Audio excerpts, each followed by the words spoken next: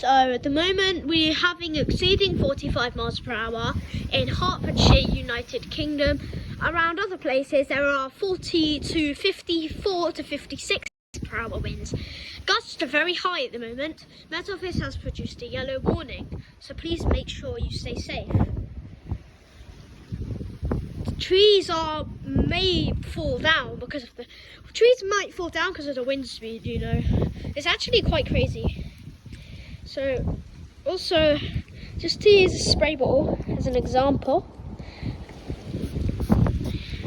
this is how powerful the wind is today. That's quite crazy, guys.